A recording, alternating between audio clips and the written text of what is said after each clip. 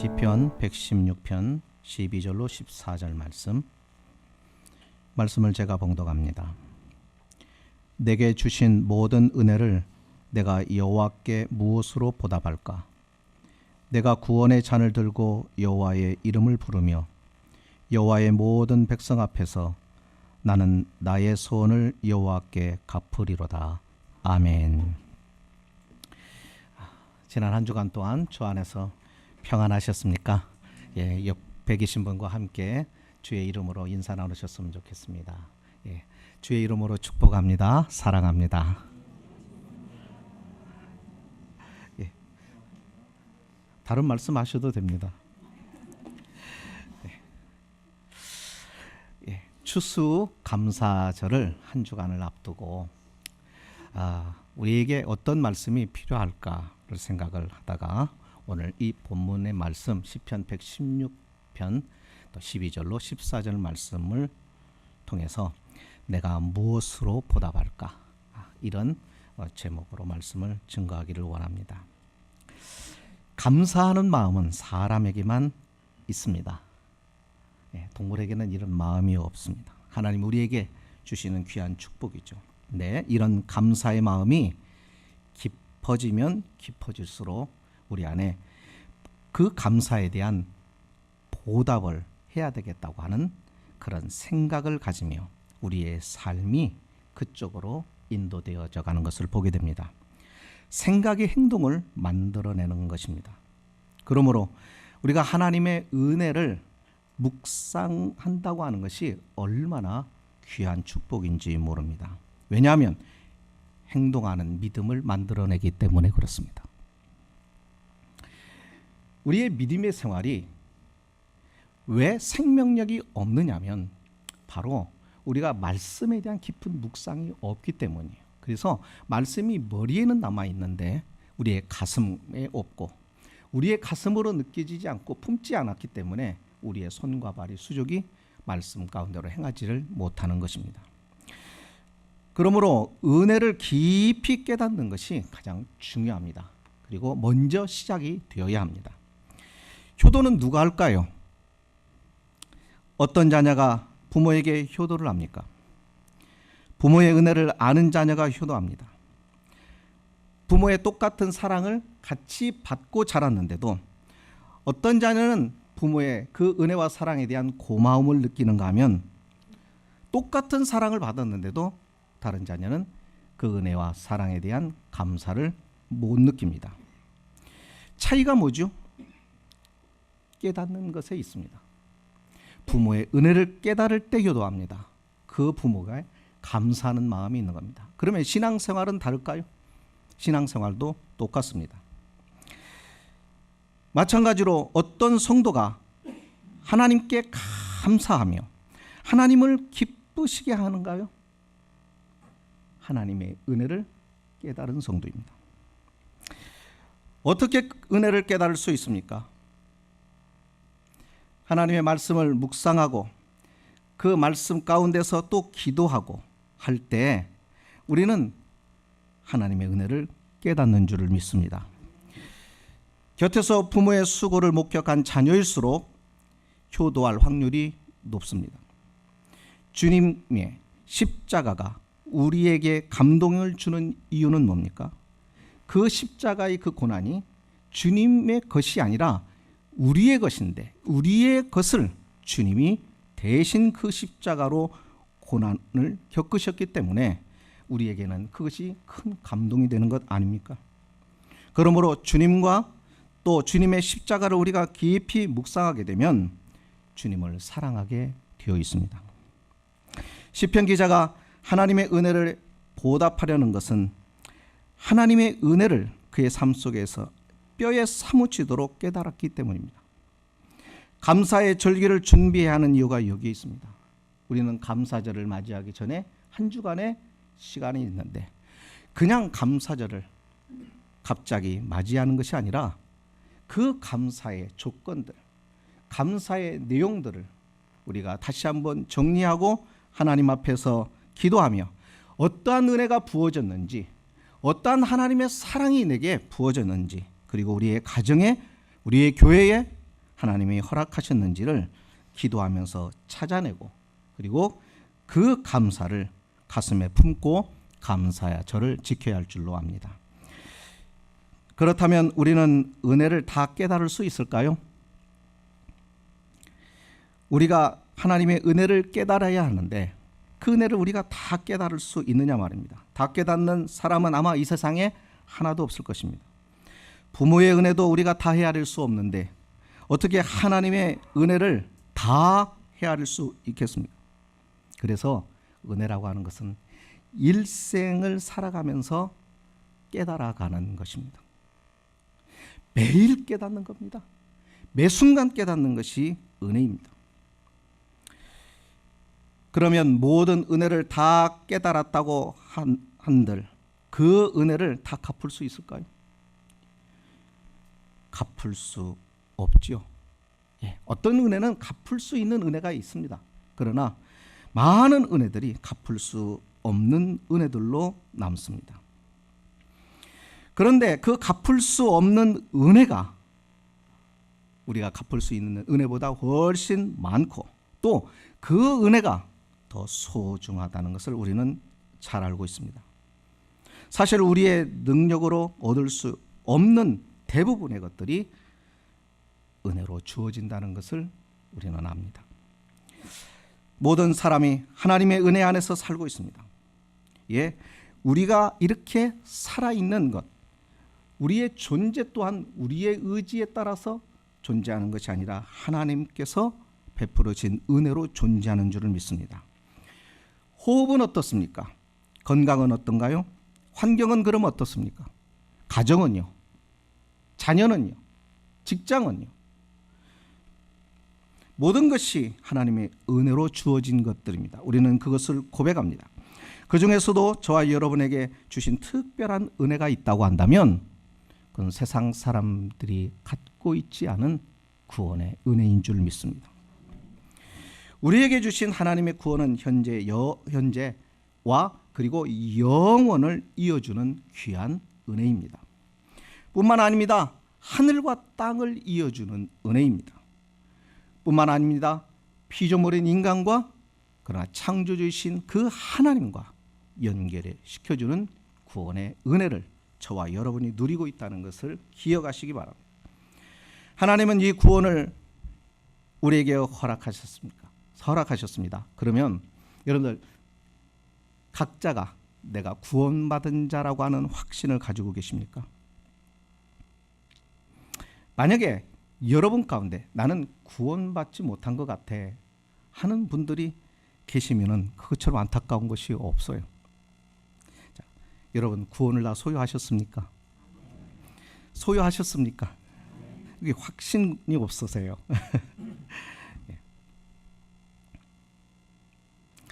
그렇다면 여러분은 영원한 미래가 약속된 사람들입니다. 하늘에 있는 것을 누리며 사는 사람들이에요. 만물의 주 되시는 하나님과 삶을 함께 사는 아주 특별한 사람이라는 것을 기억하시기 바랍니다. 이 같은 사실을 매일 깨닫고 사시느냐 하는 것이에요.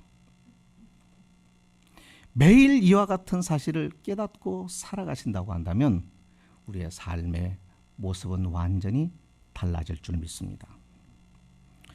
이런 사실을 우리가 항상 깨달으며 살아가는 것이 우리에게 주신 하나님의 축복입니다. 그렇다면 이 같은 복을 누리기 위해서 여러분이 한 일은 무엇입니까? 어떤 수고를 했습니까? 여기에 여러분의 아이디어가 제공됐습니까? 여기에 얼마지만은 여러분의 물질이 거기에 받쳐져 있습니까? 어떤 헌신을 하셨습니까? 사실 우리가 받은 이 은혜는 모두가 거저받은 하나님의 축복 아닙니까? 우리가 무슨 권리로 이 특별한 혜택을 누리는 것입니까? 모두가 하나님의 은혜로 누리는 것 아닙니까? 이와 같은 하나님의 은혜와 사랑을 받고 있는 우리가 마땅히 그렇다고 한다면 하나님께 감사해야 하지 않겠느냐. 이런 사실을 깨닫지 못하고 산다면 우리는 참 염치 없는 사람이요 파렴치한 인생입니다. 여러분, 죄 중에 가장 큰 죄가 있다면 어떤 죄일까요? 어떤 죄가 가장 큰 죄일 것 같습니까? 대답하기 참 어려우시죠? 하나님을 믿지 않는 죄가 저는 가장 큰 죄라고 생각을 해요. 왜요? 다른 죄를 가지고 지옥 가는 경우는 없어요. 우리 예수를 믿고 구원받은 하나님의 사람이지만 죄 짓습니까? 안 짓습니까? 죄 짓는다고요. 예. 때로는 우리가 어쩌면 안 믿는 사람보다 어떨 때는 더 많은 죄를 짓는 경우가 있어요. 그 죄로 지옥 가는 것은 아닙니다. 그러나 하나님을 모르면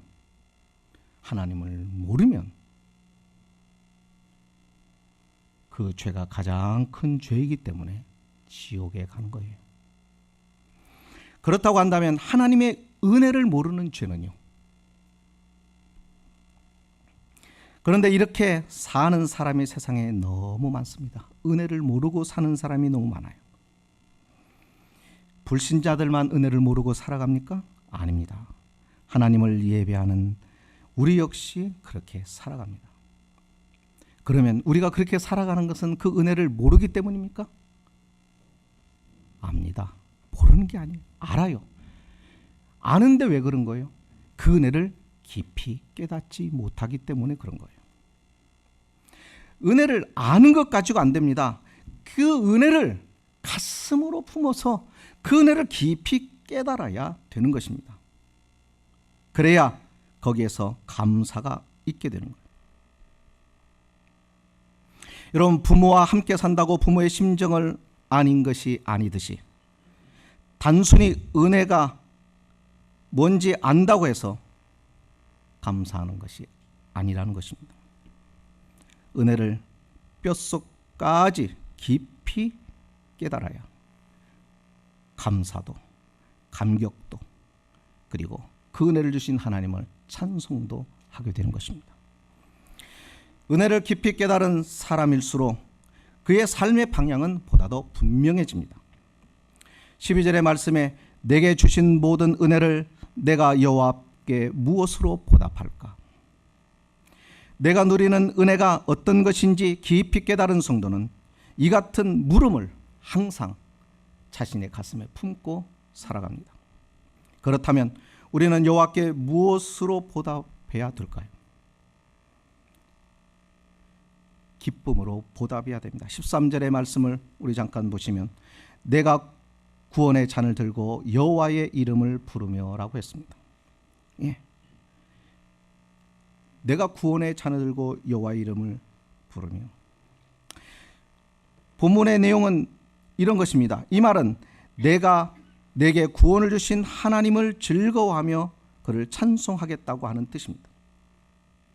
우리를 구원하신 것은 우리에게 기쁨을 주시기 위해서입니다. 그러므로 구원의 기쁨을 누려야 합니다. 이것이 구원을 주신 하나님께 대한 우리의 도리입니다. 구원을 주셨는데 그 구원의 기쁨을 누리지를 못하면, 그 구원의 기쁨 속에 머물지를 못하면 그것은 하나님을 가슴 아프게 하는 거예요. 여러분에게 이 기쁨이 있느냐 하는 것이에요. 로마서에 보면은 5장 6절에 이런 말씀을 합니다. 사도 바울은 우리가 아직 연약할 때 기약대로 그리스도께서 경건하지 않은 자를 위하여 죽으셨다라고 말씀합니다. 아직 연약할 때. 이전에 우리가 봤던 성경에는 이 부분을 이렇게 표현합니다. 우리가 아직 죄인 되었을 때. 무슨 얘기일까요?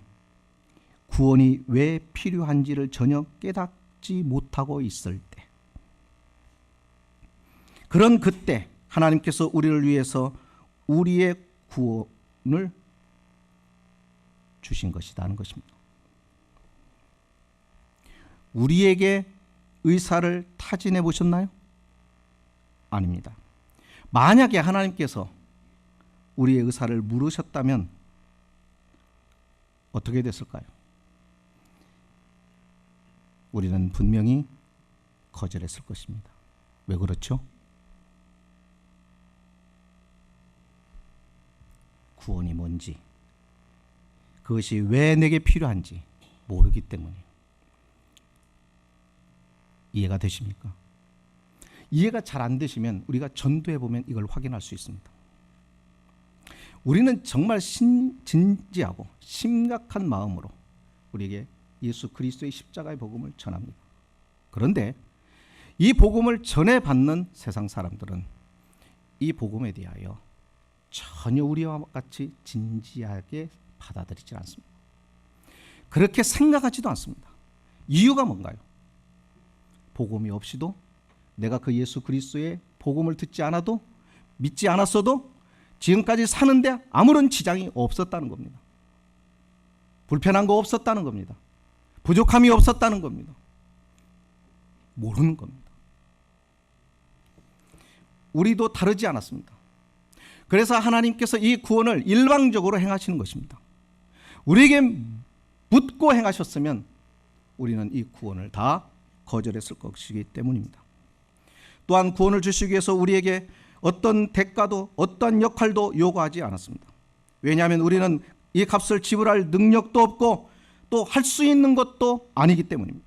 그래서 은혜로 주신 거예요. 그래서 공짜로 주신 겁니다.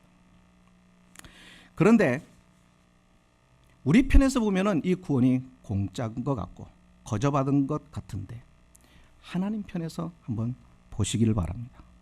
하나님 편에서 보면 이 구원은 엄청난 대가가 지불된 것입니다. 쉽게 말하면 하나님께서 손해보는 일을 하신 거예요. 여러분, 이게 사랑입니다. 사랑은 이것저것 계산하는 것이 아닙니다. 앞뒤를 재는 것이 아닙니다. 사랑은 손해를 알면서도 행하는 것이 사랑입니다. 그래서 사랑이 위대한 것입니다. 바울은 이와 같은 하나님의 그 사랑, 그 은혜를 갈라디아 6장 14절에서 이렇게 말씀합니다. 그리스도의 십자가가 자기에게는 유일한 자랑이라고 말합니다. 내게는 우리 주 예수 그리스도의 십자가 외에 결코 자랑할 것이 없으니. 자신에게 있어서 그리스도 예수의 십자가 외에는 결코 자랑할 것이 없다라고 선언하죠. 그렇게 단정을 합니다. 그리고 거기에 자신의 일생을 겁니다. 여러분, 한번 생각해 보세요. 이 지구상에 많은 종교가 있고 여러 모양의 신들이 있지만은 그 어떤 종교에서 그 어떤 신이 자기를 섬기는 사람을 위하여 자신의 생명을 내놓은 그런 신이 어디 있습니까? 자신을 그렇게 아낌없이 던졌던 그런 신이 어디 있느냐 말이에요. 하나님의 은혜는 여기서 멈추지 않습니다. 그분은 우리와 더불어 함께 살자고 하시며 양자 삼으셨습니다. 양자는 자기 낳은 자식이 아니잖아요. 남의 자식 아닙니까? 피가 다르다고요. 하나님과 우리는 본질 자체가 다릅니다. 그럼에도 불구하고 하나님께서 우리를 양자 삼으셨습니다. 당신의 가족을 삼으신 것입니다. 호적에 당신의 자녀로 입적을 시킨 것입니다. 그리고 아버지가 되어주십니다. 그런데 재미있는 것은 예수님께서 우리에게 기도를 가르쳐 주시면서 하나님을 이렇게 부르라고 말합니다. 하늘에 계신 우리 아버지라고 그러죠. 그러나 원래 히브리어 보면 아빠입니다. 네. 그 사람들하고 우리하고 사용하는 단어가 같아요. 아빠예요, 아빠. 아버지는 참 많아요. 친구 아버지도 아버지라고 부르고, 시아버지도 아버지라고도 부르고, 네. 그렇게 우리가 부를 수가 있겠습니다만 아빠는요, 유일한 분이죠. 낳고 키워주신 세상에 하나밖에 없는 분이 아빠 아닙니까? 그래서 그만큼 친밀하지 않습니까? 그렇게 친근하지 않습니까? 내가 가지고 있는 어떤 약점도, 내가 가지고 있는 어떤 부족함도 그 아빠한테는 부끄러운 것이 아니잖아요. 바로 그 아빠가 되어주셨습니다. 뿐만 아니라 그분은 아버지로서의 의무를 다행하십니다.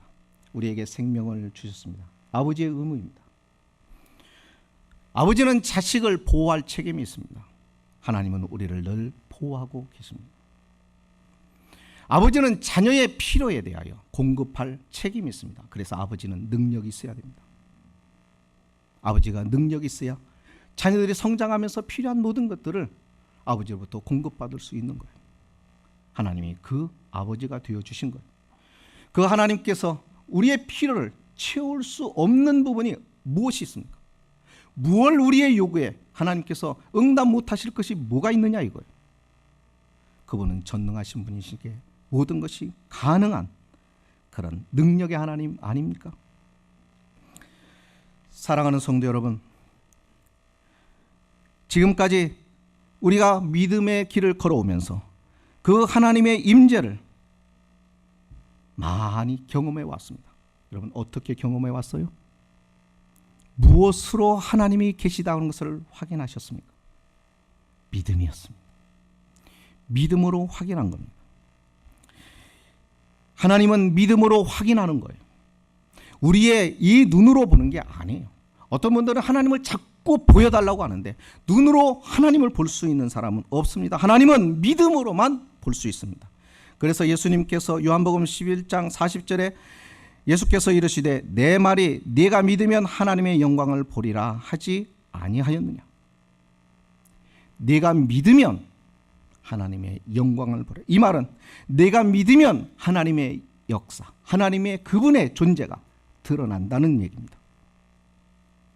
믿음이 아니고서는 하나님을 볼 수 없습니다. 하나님을 본 자는 믿음을 가진 자요, 믿음을 가지고 하나님을 경험한 사람은 그 사람의 삶 속에 그로 인하여 감격과 감동과 환희로 삶이 가득히 채워집니다.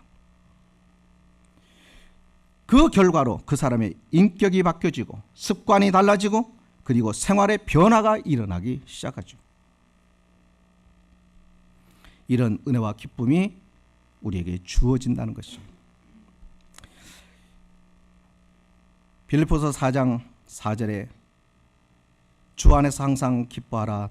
내가 다시 말하노니 기뻐하라. 기뻐하라고 하신 이유가 뭘까요? 이것이 성도의 모습이기 때문에 그렇습니다. 성도는 항상 기쁨 가운데 있어야 됩니다. 이게 성도입니다. 왜요? 왜요? 하나님과 함께 있으니까요. 오늘 우리가 본 12절의 본문 가운데요, 보답한다라고 하는 이 말이 나오는데, 이 보답한다는 이 말이 NIV 영어 성경에 보니까 리턴으로 되어 있더라고요. 다른 말도 있잖아요, 단어들이. 근데 왜 하필이면 리턴일까 좀 생각을 해봤어요. 그러면서 이런 의미가 있구나라고 생각을 한 것이, 여러분 리턴이라고 하는 것은 내가 그 사람에게 준 것이 다시 내게 되돌아왔을 때 이야기 아니에요. 그죠? 하나님으로부터 내가 받은 것으로 인하여 내가 기쁨으로 누리다가 그것으로 기쁨을 누리는 그 기쁨으로 인하여 다시 하나님이 기뻐하시는 겁니다.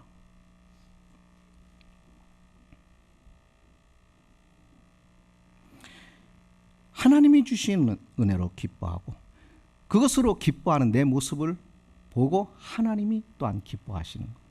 이것이 하나님의 구원으로 인한 기쁨이고 우리가 하나님으로부터 받았다고 하는 증거가 되는 겁니다. 이 기쁨이 있어야 우리는 이 세상에 성도로 살아갈 수 있어요. 죄의 유혹을 이길 수 있다고요. 또한 우리에게 불어닥치는 환난을 이길 수 있는 힘이 어디서 나와요? 바로 이 기쁨에서 오는 겁니다. 그러니까 우리가 하나님으로부터는 이 하늘의 기쁨을 경험하지를 못하면은 우리는 죄의 유혹을 이겨낼 수가 없고 우리에게 부딪혀오는 이 환난의 바람을 견뎌낼 수가 없는 겁니다. 기독교의 신앙생활은 그래서 하나님으로부터 오는 자원으로 사는 것입니다. 그리고 그 자원으로 살아가는 것으로 인하여 하나님께서 기쁨을 얻으시는 겁니다. 그래서 그분과 우리 사이에 기쁨이 가득하게 하는 것이 바로 하나님이 원하시는 겁니다. 주 안에서 항상 기뻐하며 살 수 있기를 바랍니다. 이게 성도의 모습이에요. 그러면 두 번째로 어떻게 보답하느냐? 믿음의 서약을 이행함으로 보답해야 된다고. 14절에 여호와의 모든 백성 앞에서 나는 나의 소원을 여호와께 갚으리로다 라고 말합니다. 나의 모든 소원을 여호와 앞에 갚으리로다. 십자가는 하나님의 사랑의 고백입니다. 그리고 그분에 대한 믿음은 우리의 사랑 고백입니다. 십자가가 뭐예요? 내가 이렇게 사랑한다. 내가 이렇게 너희를 사랑한다. 죽기까지 사랑한다. 하나님 우리를 향한 사랑의 고백입니다. 이 고백이 십자가입니다. 주님의 십자가의 고백을 받아들인 사람이 바로 교회입니다. 그러면 그 교회는 그 사랑의 고백을 받은 그분의 신부 아니겠어요? 여러분, 결혼식에서 반드시 있는 게 서약입니다. 서약이 없는 결혼식은 없습니다. 이 서약은 서로에 대한 사랑과 믿음에 기초합니다. 그러므로 사랑이 식어지거나 믿음이 약해지면 이 서약도 흔들립니다. 이 서약은 한쪽 책임으로만 지켜줄 수 있는 것이 아닙니다. 쌍방간의 책임을 다해야 이 사랑의 서약은 지켜지는 겁니다. 어떠한 상황과 어떠한 형편에서도 두 사람이 이 약속을 지켜가야 합니다. 그래야 결혼의 관계가 유지가 되는 것입니다. 하지만 안타깝게도 요즘에는 이 서약에 쉽게 무너지는 것을 봅니다.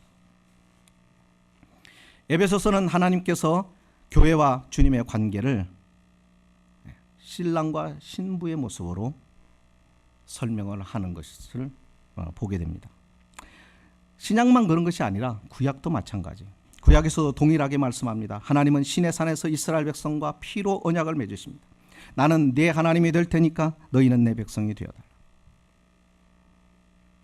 그리고 하나님은 이스라엘의 하나님으로 그 책임을 성실히 이행하십니다. 하지만 이스라엘은 어떻습니까? 하나님께서 자신의 의무를 다하지만 이스라엘은 그렇지를 못하는 것을 봅니다. 하나님의 마음이 어떠실까요? 애태우고 가슴 아픕니다. 하지만 그런 그들이 여전히 하나님의 백성으로까지 남을 수 있는 이유가 뭐죠? 하나님이 성실하게 그 약속을 이행하시기 때문에 그렇습니다. 하나님이 놓지 않는 거예요. 우리는 어떻습니까? 우리의 모습은 다른가요? 하나도 다르지 않습니다.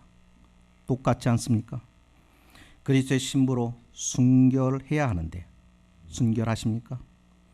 주님 앞에 내가 순결하다고 그렇게 말할 수 있나요?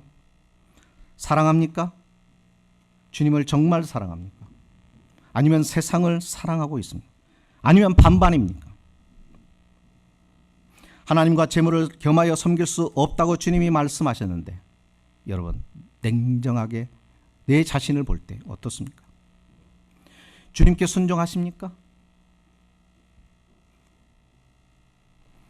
주의 뜻을 알기 위하여 말씀을 얼마나 가까이 하십니까? 과연 얼마나 주님의 말씀을 들으려고 애쓰십니까? 성령의 음성에 귀를 기울이십니까? 아니, 들을 생각조차 하지 않는 것은 아닌가요? 예, 여전히 우리도 구약의 이스라엘 백성들과 다를 바 없는 모습으로 살아갑니다. 그럼에도 불구하고 우리의 믿음이 지금까지 이렇게 지속되는 이유는 뭐예요? 우리의 믿음 때문입니까? 아닙니다. 하나님의 은혜입니다. 우리가 자녀들을 어렸을 때 데리고 밖에 공원에 가다가 잃어버리는 그런 일들을 경험하죠. 아이가 주변에 정신이 팔려 있다가 보면 엄마 손을 놓치기도 합니다. 예, 그러면 이 아이가 처음에는 몰랐다가 자기 엄마를 잃어버린 순간 당혹스러워합니다. 나도 모르게 주님의 손을 놓칠 때도 있지만 그때마다 내 손을 붙들어 주시는 분은 그분이십니다. 아이가 엄마를 잃어버렸을 때 아이가 엄마를 찾는 게 아니라 엄마가 아이를 찾아냅니다. 어떤 때는 붙잡을 힘조차 없어 주님의 손을 놔버리기도 합니다. 가끔은 일부러 내가 손을 빼기도 하죠. 그래도 그때마다 주님은 내 손을 여전히 힘있게 붙들고 계십니다. 이런 주님 앞에서, 끝없는 사랑 하시는 그 주님 앞에서 내게 주신 모든 그 은혜를 내가 무엇으로 보답할까? 많은 성경의 인물들 가운데 우리가 잘 아는 한 여인은 주님의 발 앞에 자신의 가장 소중한 옥합을 깨트림으로 그의 은혜에 조금이라도 감사합니다. 어떤 제자는 자신의 생명을 온전히 바침으로 그 은혜에 보답하는 모습을 봅니다. 아직 거기까지는 이르지 못한 믿음이라 해도 십자가의 은혜로 구속함을 입은 구원받은 백성이라고 하는 확신이 든다면, 그렇다면 나라고 하는 사람은 그러면 어떻게 보답해야 할 것인지 그것을 우리가 생각하며 살아야 된다는 것이죠. 최소한 우리는 그런 삶을 살아야 됩니다. 말씀을 마칩니다. 은혜에 대해 감사하는 사람의 모습은 언제나 아름답습니다. 하지만 그 은혜를 무엇으로 보답할지 고민할 줄 아는 사람은 축복이 보장된 사람입니다. 한 주간 지나면 감사주일입니다. 내게 주신 모든 은혜를 내가 무엇으로 보답할까? 시편 기자처럼 오늘 우리는 한 주간을 바로 이 질문을 가슴에 품고 살아가야 할 것입니다. 그럴 때 우리가 다음 주일을 맞게 될 그 감사주일에 하나님 앞에 진정한 감사, 그리고 하나님이 주시는 큰 위로, 그리고 하나님이 주시는 큰 은혜가 우리에게 임할 줄로 믿습니다. 깊이 묵상하시는 중에 그런 깊은 감사와 은혜를 체험하는 여러분들이 되시기를 주님의 이름으로 축복합니다. 기도하십니다. 거룩하신 하나님, 은혜를 감사합니다. 하나님이 베풀어 주시는 크신 사랑 안에서 우리가 진정 그 은혜 가운데 머물면서 감사를 잃어버리고 살 때가 얼마나 많은지 모릅니다. 오죽 우리가 이 감사를 잃어버리고 살면 절기를 만드셔서 이 절기로 하여금 우리의 감사를 회복하시려고 하신 주님의 뜻이